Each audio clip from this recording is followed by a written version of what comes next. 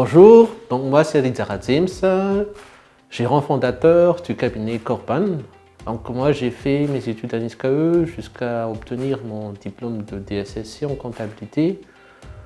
Par la suite, j'ai intégré DHL en tant que Financial Controller, donc j'étais en charge de tout ce qui est recouvrement. Après, j'ai décroché une bourse pour aller en Angleterre, à Liverpool, pour faire mon MBA en entrepreneuriat à l'University of Liverpool Management School. C'était à travers la bourse Chevening qui était offerte en fait, par le Foreign and Commonwealth Office du gouvernement britannique. Après un an en Angleterre, je suis revenu à Mada. J'ai passé 1 an et demi et puis j'ai décroché notre bourse pour aller aux États-Unis à Boston pour faire en fait mon MBA International Finance. C'était grâce à la bourse Fulbright. Donc après 2 ans à Boston, à l'université de Brandeis, International Business School, je suis revenu à Madagascar pour travailler en tant que manager RH du groupe Bazan. Après 2 ans et quelques mois passés chez Bazan, j'ai donc décidé de monter ma propre structure. Donc c'était en janvier 2012. Ça fait 8 ans qu'on existe. On travaille avec pas mal de boîtes ici à Madagascar, essentiellement internationales, mais aussi des petites structures locales qui cherchent en fait une qualité de service, notamment recrutement, chasse de tête, tout ce qui est conseil RH. On travaille aussi avec d'autres boîtes. Donc c'était ça notre dada au tout début. Par la suite, on a élargi. On est à ce stade, à un moment où on conseille aussi des entrepreneurs, ceux qui veulent développer leur business, autant sur l'aspect marketing, vente. Donc on touche presque à tout. On essaie de partager nos expériences, nos vécus entrepreneuriales et tout ce que j'ai vu aux États-Unis, en Angleterre, que ce soit en termes culturels, entrepreneurial ou autres, et partager tout ça à travers nos offres de services.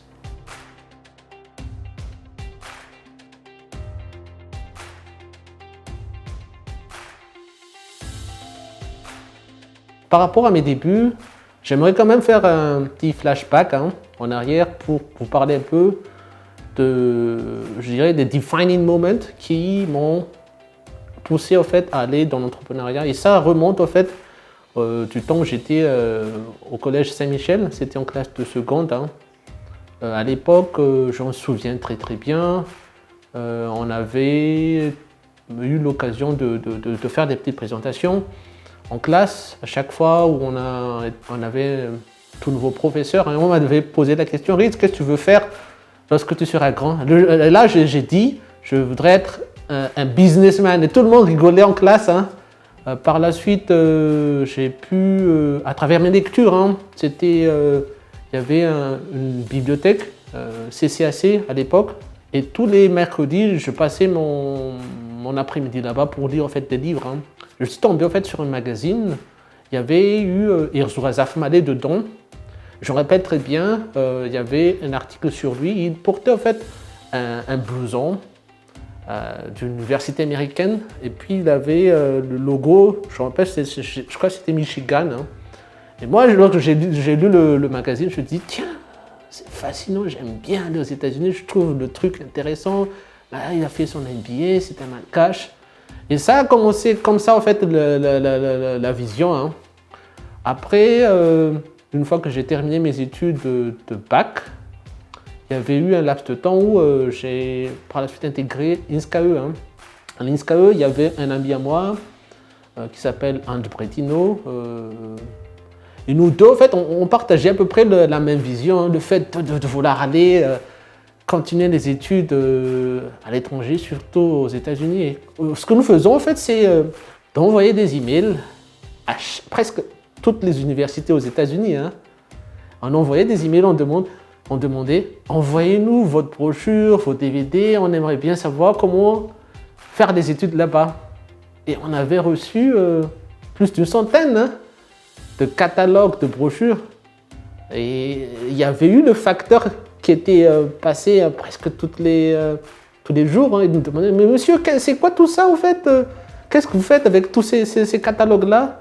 Mais au fait, le truc, en fait, c'est que ça a fait que ma vision commençait, en fait, à se développer. Hein. Je me suis entouré de gens qui avaient eu cette passion de vouloir continuer leurs études, au fait, à l'étranger. Ma mère, elle était en fait enseignante dans une CEG. Hein. Financièrement, même avec mon père, on ne pouvait pas se permettre d'aller faire des études aux États-Unis ni en Angleterre. Hein. Mais j'avais cette passion, cette volonté, ok, moi je veux aller là-bas. Avant d'aller aux États-Unis, je me suis dit pourquoi il y avait eu cette opportunité qui se présentait. La bourse pour aller en Angleterre, pour faire un MBA. J'ai postulé, j'ai préparé les essais, les rédactions qu'il fallait préparer. Il se trouvait que lorsqu'on a fait, j'ai soumissionné, ils ont appelé, puis on a fait les entretiens. Ils étaient étonnés. Comment vous faites pour parler anglais avec une telle aisance, en fait? Et ça a facilité les choses. Je peux vous dire, hein, moi j'aime bien la langue anglaise, je lis plein de livres en anglais. Et en fait, tous ces efforts, au quotidien qu'on fait, ça fait qu'à un moment donné, lorsqu'on est amené au fait, à concourir pour un truc ou faire des présentations, ça va être visible. Hein, et c'est là que vous allez faire la différence. Et lors de l'entretien, je me rappelle bien, il y avait eu cette dame, une anglaise, qui me dit « Comment vous faites pour parler si bien l'anglais comme ça ?» Je lui ai dit « Oh non, je m'exerçais tous les jours, je pratiquais au fait. » Donc ça, c'était le début. J'ai vu comment faisaient les anglo-saxons, même à l'université. C'était vraiment une expérience de première main. Hein. C'était pas qu'il y avait quelqu'un qui m'avait parlé de comment se passaient les études dans un pays anglo-saxon. Moi, j'étais là-bas. Je me rappelle très bien, hein, il y avait eu notre directeur de programme, c'était un Irlandais. Et on s'était réunis autour d'une table, je croyais que c'était au cinquième jour de mon arrivée. Hein. Il faisait un tour de table. J'étais tellement stressé, mais je vous dis, hein, j'arrivais même pas à capter qu'il était en train de m'appeler Reed là. Tellement j'étais stressé, hein. Parce que c'était la première fois que j'étais allé à l'étranger, avec leur accent, les Irlandais. Mais en fait, tout ça, ça m'a forgé, en fait, ça a développé en fait, un certain caractère qui a été très utile par la suite. Cette capacité à affronter en fait, une incertitude. Même si je suis en face d'un certain degré d'incertitude, je n'ai pas de difficulté en fait, à avancer. Et je pense que c'est à travers ces expériences-là que j'ai forgé cette capacité-là, en fait, et c'est très utile, en fait, pour les entrepreneurs. On ne peut pas attendre que tout soit parfait ou clair pour avancer, en fait. Si tout est clair, tous les autres vont venir. Ce ne sera plus une opportunité. Donc, c'est grâce à ça, en fait, que j'ai commencé, en fait, à forger cette capacité. Même, hein, lorsque j'étais arrivé là-bas, je n'avais pas de maison où habiter. Hein. Je me rappelle très bien, le jour où j'étais arrivé, j'ai été allé à un hôtel, 40 pounds, j'ai payé, hein, jusqu'à midi le lendemain. Et le jour d'après, je dois obligatoirement trouver un autre lieu à payer pour que je puisse en fait, dormir. Hein. Donc, j'ai passé une année là-bas. Après, j'ai décroché mon MBA in Entrepreneurship, en entrepreneuriat en Angleterre. Du temps où j'étais en Angleterre, hein, il y avait mon professeur, il y avait deux professeurs qui me disaient « Riz, si tu veux continuer tes études, je te conseille fortement d'aller aux États-Unis. » Eux, en fait, ces professeurs-là, ils enseignaient en fait, dans des universités américaines aussi. Hein. Donc, revenu sur Mada, il y avait eu à une époque un moment de flottement. Hein. J'ai prié, j'ai demandé, Dieu, est-ce que c'est ta volonté que moi, je poursuis mes études aux États-Unis? J'ai voulu postuler pour un programme de PhD à MIT et à Babson College. C'était des universités les tops des tops en entrepreneuriat hein, dans le monde. Hein. Parce que mes professeurs m'ont conseillé de postuler pour ces programmes-là. Donc, il y avait eu un moment, j'ai prié, j'ai demandé à Dieu. Et là, je m'excuse à ceux d'entre vous qui me suivent là, mais je ne peux pas parler d'entrepreneuriat sans parler d'intervention de Dieu. Hein. Si moi j'interviens ici, si j'ai à partager, c'est que j'ai quelque chose que je trouve pertinent, qui vous aide vraiment autant en entrepreneuriat ou vraiment dans la vie générale. Hein. Et là, je parlais de la petite histoire. Hein. Il y avait eu un pote du quartier qui était venu comme ça. Il était venu, je crois, à 7h du matin ou 6h. Il était venu, Ritz, je t'ai vu en rêve. Je t'ai vu avec une valise rouge. Tu étais allé à l'aéroport et tu vas aller, tu étais allé aux États-Unis, tu vas aller aux États-Unis. Lui, il connaissait rien du tout sur en fait, le questionnement que j'avais en tête. Est-ce que je dois aller aux États-Unis ou non? Est-ce que c'est une bonne décision ou non? Et lui, il était venu comme ça. Il était tout juste passé, juste 2 minutes hein, pour me dire ça. Je t'ai vu en rêve et que tu t'es amené avec une valise en rouge et tu vas aller aux États-Unis. Ça, c'était le titre qui m'a poussé à aller aux États-Unis. J'ai préparé ma rédaction pour l'essai. Ils appelaient ça essai, mais en fait, c'est une rédaction où vous allez être amené en fait, à présenter votre career plan, votre plan d'études, votre vision professionnelle. Hein. J'ai préparé. Effectivement, presque 1 an et demi après, j'ai décroché la bourse pour aller aux États-Unis. C'était aux frais du gouvernement américain, de l'université, là où j'étais allé en fait. Et là-bas, presque toutes les semaines, hein, 2-3 semaines, toutes les semaines, on avait des guest speakers qui venaient en fait à l'université pour parler de leurs success stories. Et c'était comme ça petit à petit que la vision même de success stories a émergé en fait. Ils venaient en classe, ils parlaient de leur vécu, les challenges qu'ils ont vécu. Et c'est très en fait, c'est très américain comme approche. Hein. À Madagascar, c'est très rare de voir quelqu'un venir faire des présentations, parler de leurs échecs. Hein. Mais là-bas, c'est commonplace. Tout ça, en fait, c'est pour vous dire que lorsqu'on va dans un autre pays, on a l'avantage de pouvoir changer de paradigme hein, et de voir les choses autrement et de pousser en fait, les limites qu'on se fixe. En fait. Et c'est très utile pour l'entrepreneuriat. Hein. Il y a des recherches qui prouvent que ceux qui vont à l'étranger ont cet avantage d'être plus créatifs en fait. Parce qu'en fait, ils sont confrontés à plusieurs façons de voir. Vous êtes amenés à travailler avec des gens qui ne sont pas forcément de la même religion que vous, la même perspective. Mais tout ça, en fait, va forger en fait, votre personnalité. Et c'est très utile par la suite pour l'entrepreneuriat. Après mes études, je suis revenu à Madagascar. J'ai été contacté par le groupe Bazan pour intégrer la structure en tant que manager RH. Après 2 ans, je dis non, il faut que je monte ma propre structure. C'était un peu osé quand même parce que j'avais un fonds très très limité. Hein. C'était même pas 1 million d'arrière. Hein. Qu'est-ce que j'avais? Ma relation. Et ça peut être valorisé. Hein. Là, je parle vraiment à tous ceux qui veulent entrer dans l'entrepreneuriat. Nous, on a cette tendance à associer succès ou démarrage avec l'argent. Ce n'est pas forcément le cas. Vous pouvez travailler avec votre ancien boss. À partir du moment où vous avez quand même bien entretenu la relation. Hein. Non, mon premier client, en fait, c'était mon ancien patron. C'était bizarre parce qu'avant, je le conseillais sur des recrutements en interne. Après quelques mois, lorsque j'ai quitté, c'était je lui ai présenté en fait, une brochure que j'ai créée en fait, dans un cybercafé. Je me suis inspiré de quelques idées et puis j'étais allé le voir. Tiens, voilà, est-ce que ça vous intéresse? Moi, je veux faire ma propre structure. Et on a commencé avec un recrutement de contrôleur de gestion. Hein. C'était pour une multinationale. Et puis par la suite, de fil en aiguille, hein, donc le premier client, c'était 4 mois après que j'ai créé ma boîte. Hein. Deuxième client, c'était 4 mois après le premier client. Donc, ça a pris du temps. Et c'est ça aussi le challenge. Hein. Il y a cette notion qui dit, en fait, dans la tête des gens qu'il faut avoir forcément du marché pour pouvoir commencer. Moi, je ne voyais pas les choses de cette manière. Moi, je voyais dans ma tête que s'il y a une barrière à l'entrée, si on arrive à percer cette barrière-là, l'opportunité va être constatable, tangible. Hein. Donc j'ai forgé, ça a pris du temps. Et petit à petit, je commençais à avoir des clients.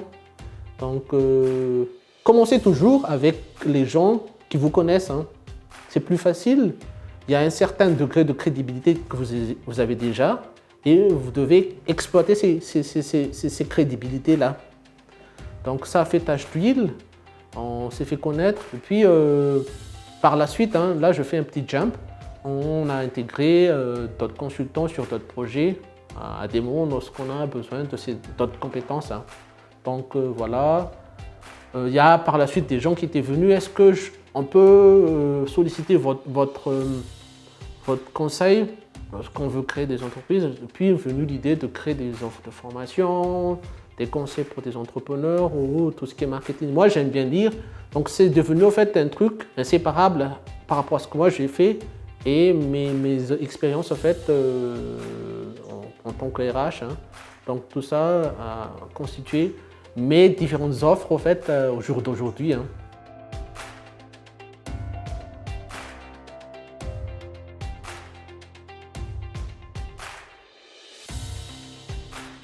Alors, parlons de journée type. Hein. Alors, j'ai pas forcément de journée type, hein, mais ce que je peux vous dire, c'est que ça a changé quand même au cours des années. Au tout début, lorsque moi j'ai commencé, c'était moi tout juste qui faisais tout. Hein. J'étais à la fois le facturé, le comptable. J'étais aussi celui qui faisait les entretiens. Hein. Donc, je faisais presque tout. Je faisais les publications sur les réseaux sociaux. Maintenant, tout ça, je m'en décharge. Hein. Il y a maintenant toute une équipe qui fait les success stories, qui fait des publications quotidiennes. Là où je me focalise vraiment maintenant, c'est comment faire les choses smarter, d'une façon plus intelligente, faster et better. Donc, je passe beaucoup de temps sur des lectures en fait. Je cherche des livres, des best-sellers en marketing. Je visionne des vidéos pour en fait apprendre des astuces qui font qu'on peut accélérer en fait notre vitesse de croissance sans forcément passer beaucoup de temps. Donc c'est là où je passe beaucoup de temps, hein, donc à travers les lectures en fait. Moi, une fois que je trouve une idée, je les partage en fait à mes collaborateurs. Hein. Parfois, je leur dis, ok, moi j'ai vu un tel truc, est-ce que vous pouvez creuser un peu plus, par exemple, comment, par exemple, exploiter les chatbots, par exemple. Hein. Parce que là, un truc, là, on est en train d'être confronté, c'est comment gérer, en fait, les masses de gens qui nous écrivent, en fait. Donc, tout ça exige que moi, je dois passer beaucoup de temps à travers les recherches, en fait. Donc, il y a ça. Il y a aussi tout ce qui est vérification des reportings hein, qu'on est amené, en fait, à envoyer chez les clients. Hein. Une fois que l'équipe a fait le travail de fond, moi je vérifie au fait est-ce que c'est bien coordonné, est-ce que c'est bien logique avant qu'on envoie ça au client. Hein. Voilà. Et puis il y a la partie visite client, hein. C'est ce que je fais encore. Donc voilà en gros hein, les contenus de ce que moi je fais au fait dans une journée type. Hein.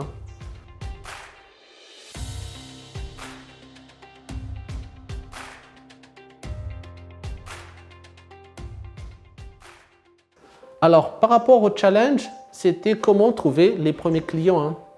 Vu que je n'ai pas suffisamment de fonds au tout début, la manière pour moi, au fait, et ce que j'ai utilisé, au fait, c'est de partir de mes propres réseaux relationnels, ceux qui me font confiance. Et ces gens-là, c'était eux qui étaient mes premiers clients. Hein. Donc, je n'avais pas cherché ailleurs, je me suis focalisé sur ça, en fait. Quand même, je dirais aussi, parce qu'à un moment donné, vous êtes tenté d'explorer d'autres pistes, hein, mais le challenge, en fait, si if you spread too much, si vous faites trop de choses, vous risquez, en fait, d'être médiocre sur plein de trucs, en fait. Donc, il faut faire attention là-dessus.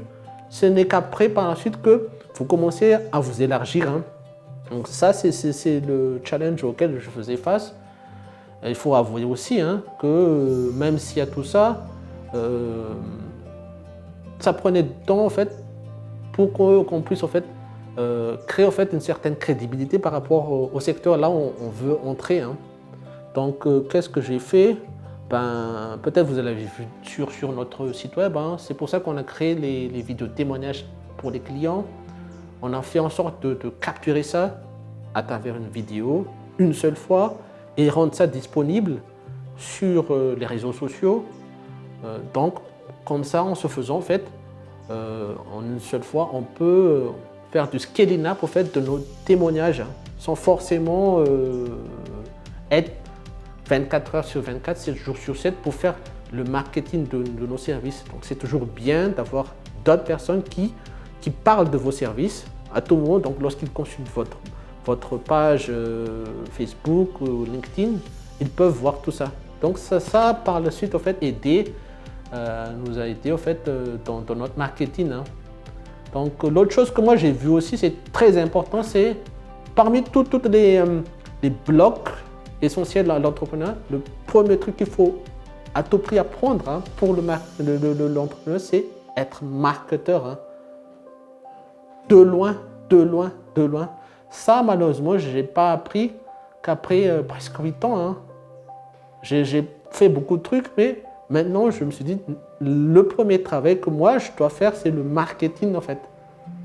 Donc, pour surmonter tout ça, moi, je lis beaucoup de livres. Hein. Je passe plein de temps à lire, à comprendre un système, comprendre un business model, pourquoi un tel système fonctionne plus qu'un autre, est-ce que ça coûte trop cher, est-ce qu'on peut réadapter. C'est comme ça, en fait, que je fais, en fait, hein, dans mes quotidiens. Et puis, il y a la partie contenu, hein, content marketing, là où on crée des contenus. Maintenant, c'est sur les Facebook, LinkedIn. Maintenant, on a récemment créé notre site web. Là, on va créer des blogs. On a aussi créé Success Stories. Là, vous êtes en train de suivre, en fait, Success Stories. Donc, tout ça, ce sont des contenus qui servent, en fait, à faire connaître notre service. Donc, une fois qu'ils connaissent nos services, les amener à to like our services, nos services, et puis par la suite, to trust us. Donc, know, like and trust. C'est comme ça que je fonctionne, c'est vraiment pour amener les gens à faire confiance à nous, to trust us even more.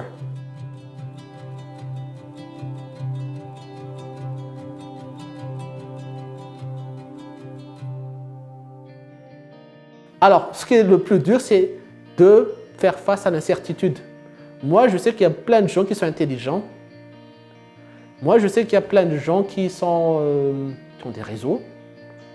Mais au-delà de tout ça, c'est cette capacité à faire le premier saut, à affronter l'incertitude. Si vous n'avez pas été entraîné, en fait, à faire face à l'incertitude, ce sera difficile, en fait. Ça, c'est le premier point. Et puis, le deuxième point, c'est cette capacité à rameuter d'autres compétences, d'autres skills des gens qui sont utiles, en fait, pour en fait, atteindre une certaine vision, une vision que vous avez dans votre tête.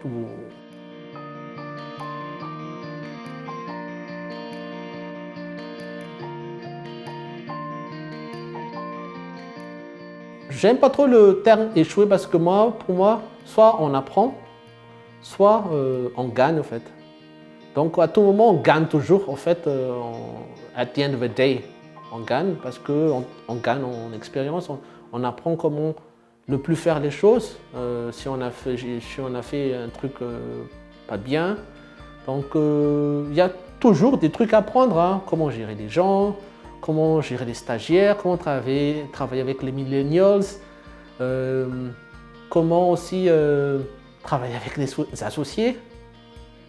Du temps où j'avais un associé, comment vendre aussi.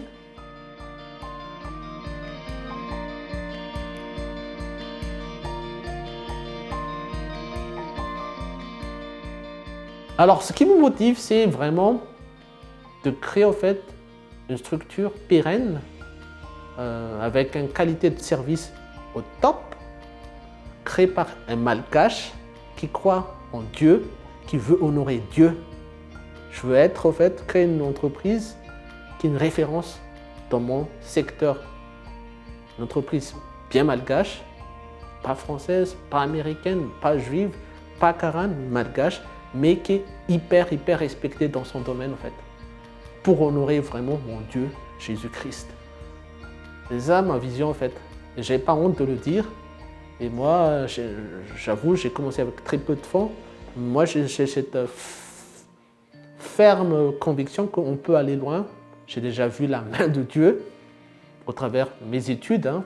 j'ai pu bénéficier d'une bourse pour aller en Angleterre, aux États-Unis, alors que mes parents, ma mère c'était une enseignante d'une CEG. Mon père, à l'époque, il était sans emploi à un certain moment. Ouais, j'ai vu le miracle vraiment divin. Hein. Donc, pour moi, en fait, il n'y a pas de limite. On travaille bien, on va être discipliné, on apprend tout ce qu'il faut savoir, mais on croit aussi au miracle. Hein. Et je veux que mon entreprise, en fait, Corban, soit une entreprise vraiment un échantillon de ce que Dieu peut faire dans la vie des gens. Et pas seulement en termes par rapport à la vie terrestre, vraiment impacter les gens pour qu'eux se rendent compte qu'il y a Dieu et que en donnant sa vie à Dieu, on peut aller loin. Hein.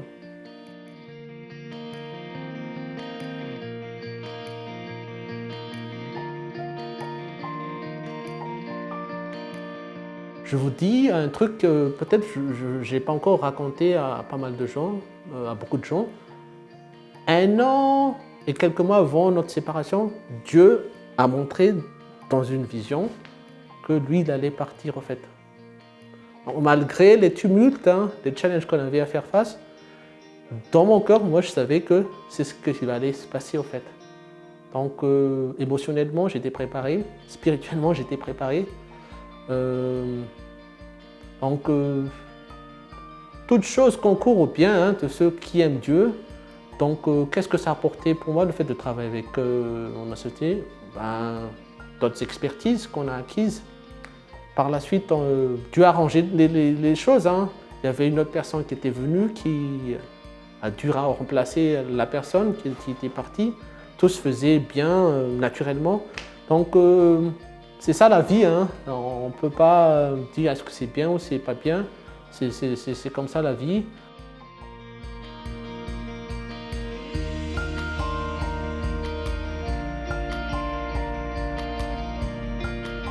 C'est une question assez épineuse, hein, parce que moi je travaille beaucoup avec les jeunes. Ce que moi je remarquais hein, avec les jeunes, peut-être c'est une observation, c'est que les jeunes sont assez souvent très distraits. Hein.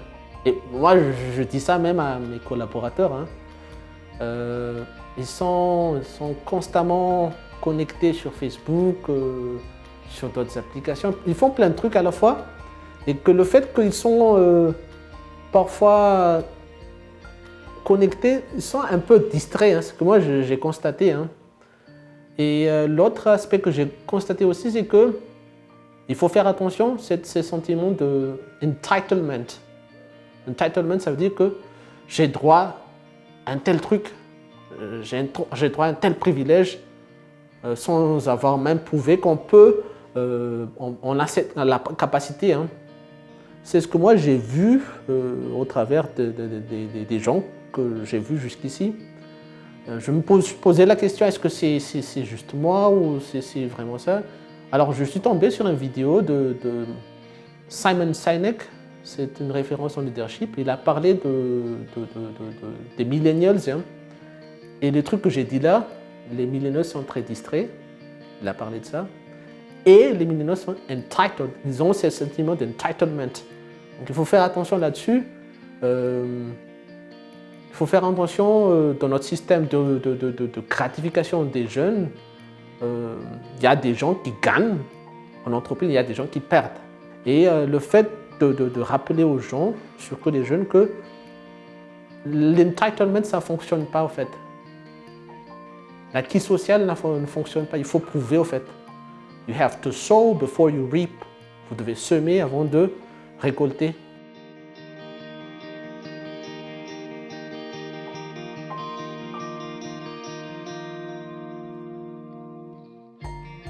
Parlons de Korban. Alors Korban, c'est un terme hébreu qui veut dire offre spéciale à Dieu. Alors pourquoi j'ai créé le terme? Parce que moi, je me suis rendu compte que Dieu m'a vraiment privilégié sur le plan académique. Hein. Mes parents, ils n'avaient pas les moyens vraiment de m'envoyer aux États-Unis, en Angleterre. Ça coûtait très très très cher, hein, en milliards en fait. Mais j'ai pu voir ces pays-là aller dans des universités hyper qualifiées. Hein. Donc c'est ma manière à moi de rendre en fait grâce à Dieu. C'est pour ça que j'ai utilisé Korban. Et ça, c'est un terme que j'ai pris dans Marc 7, verset 11. ça veut dire offre spéciale à Dieu. Donc à travers mon business, je rends grâce à Dieu par un travail bien fait, hyper professionnel.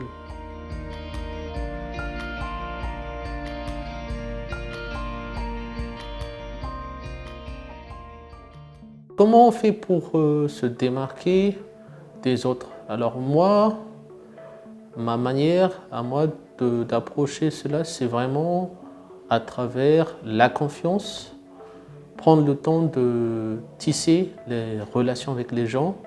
Donc très simplement, il y a un modèle que moi, j'en suis vraiment convaincu, c'est ce qu'on appelle know, like et trust. Donc dans un premier temps, faites en sorte que les gens d'abord vous connaissent. Donc ça c'est le know. En deuxième plan, à partir du moment où les gens vous connaissent, c'est de faire en sorte que les gens vous aiment, donc like. Et puis, la troisième partie, c'est trust.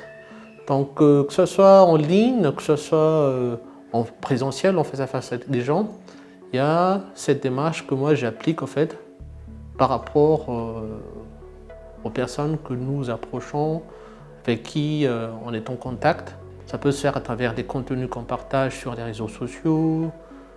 Ça pourrait aussi se faire à partir des petits gestes qui, en fait, add value, qui apportent de la valeur aux gens. Ça peut être des petits conseils, ça peut être de la gentillesse. Tout ça, ça contribue, en fait, à bâtir la confiance avec les gens.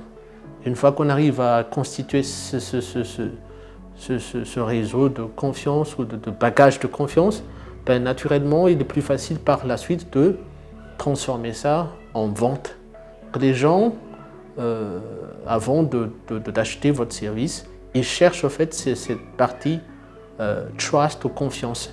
On fait en sorte toujours de systématiser les témoignages des gens, ceux qui ont été satisfaits de notre prestation, et on met ça à la disposition des gens. On fait en sorte que ça soit visible en fait, par rapport aux gens qui nous suivent en fait, sur les réseaux sociaux. Nous, de l'autre côté, on crée des contenus qui correspondent en fait, aux pain points, qui résoudent en fait, les problématiques de ces gens-là. Et en créant ces contenus-là, ben, ceux qui sont intéressés vont régulièrement venir sur notre site, soit pour apprendre, pour se divertir. Et c'est grâce à ces contenus-là qu'on arrive à attirer les gens sur notre site. Et en retour, ce que nous faisons, c'est on présente les réalisations. Donc, on n'est pas forcément dans la démarche où ce sera nous d'aller vers le client, mais en créant en fait des contenus, ben, c'est plutôt l'inverse. Les gens qui sont intéressés, ils viennent vers nous, ils veulent apprendre des astuces qu'on leur propose. Donc, c'est plus facile que d'aller frapper les portes, aller sortir à 9h. Il vaut mieux créer des contenus qui répondent à ces besoins-là. Et en se faisant, en fait, on arrive à tirer des gens sur notre site, sur nos réseaux sociaux. Et c'est comme ça qu'on arrive en fait, à trouver de nouveaux clients. Hein.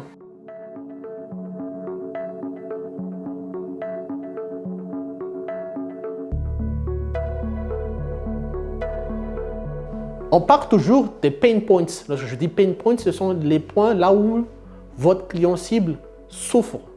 C'est ça en fait qui fait que ces gens-là, vos clients cibles, n'arrivent pas à dormir la nuit. Donc on part toujours des pain points. Qu'est-ce qu'ils ont comme challenge, frustration, obstacle au problème. Et puis on retraduit ça à travers des contenus qui correspondent en fait à ces soucis-là, qui résoudent en fait ces soucis-là. Donc ce n'est pas forcément des contenus qui touchent directement avec votre produit, hein. Mais là, on fait un petit changement de mindset.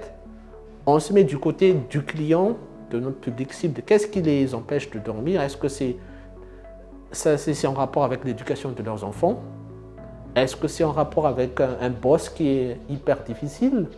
Donc tout ça, en fait, on collecte et puis on transforme à travers des contenus. Donc ça peut être des contenus vidéo, ça peut être des contenus sous forme JPEG, PNG, mais in fine, ce sont des trucs qui résoudent en fait les problèmes des gens. C'est pour ça qu'on a créé en fait Success Stories. Hein. C'est pour aider les gens, ceux qui se demandent qu'est-ce qu'ils vont faire après qu'ils aient été renvoyés ou après que l'entreprise, là, ils étaient galérés, ou après qu'ils étaient bloqués hiérarchiquement parce que l'entreprise là où ils travaillaient ne pouvait plus se permettre d'offrir des promotions. En fait, tout ça, en fait, ce sont des pain points. Et nous, on crée des contenus. Donc, vous connaissez Success Stories. Donc, on a des entrepreneurs des fois, on a des dirigeants d'entreprise, on a des artistes. Et on a fait en sorte de varier tout ça pour créer des contenus hyper variés qui touchent à presque tous les sujets qui sont utiles. Hein. Et on n'écarte même pas l'aspect spirituel parce que souvent, les gens disent « Ok, il faut tout juste bosser dur, il faut tout juste être discipliné. » Non, ce n'est pas vrai du tout. Hear me, it's not true. Moi, en tant que chrétien, hein, moi j'ai vu, il faut sûrement travailler dur, il faut bosser, discipliner, mais inclure Dieu dans votre business ou votre carrière professionnelle. Hein. C'est comme ça que je vois les choses. Hein. Donc, c'est comme ça qu'on fait les choses chez nous.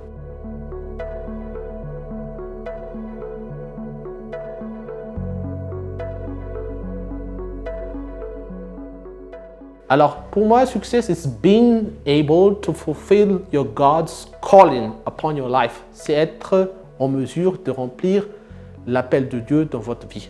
Si vous remplissez ça, je m'excuse, alors you are successful. Just as simple as that.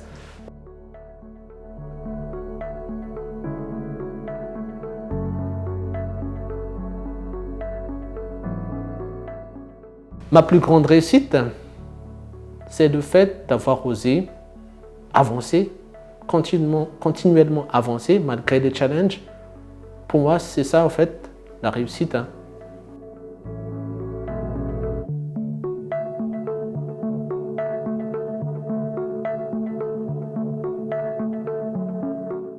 Conseil numéro 1, mettez Dieu au centre de votre business. Hein.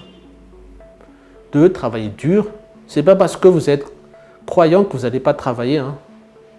Bossez dur et lisez plein de livres. Hein. Accumulez les savoirs et essayez de transformer ça de manière très pratique dans votre entreprise. Les gens disent souvent travailler dans le domaine qui vous passionne. C'est vrai et ce n'est pas aussi vrai en fait. Je peux parler par exemple de quelqu'un qui fait de la guitare ou qui joue du violon. Il peut être très bon, mais est-ce que c'est un truc qui peut être valorisé financièrement? À mon sens, hein, il faut se poser la question, est-ce que ça peut être viable financièrement? Hein? À part la passion, qu'est-ce que je peux dire aussi? C'est cette capacité à affronter l'inconnu ou l'incertitude. Ça, il faut travailler là-dessus, il faut développer. Hein. Corban œuvre dans tout ce qui est conseil RH, formation, coaching, mentoring des startups et externalisation de paix. Nous pouvons aussi vous aider dans l'élaboration de business models et de business plans. Si vous avez des projets de vidéo marketing, nous pouvons également vous offrir nos services.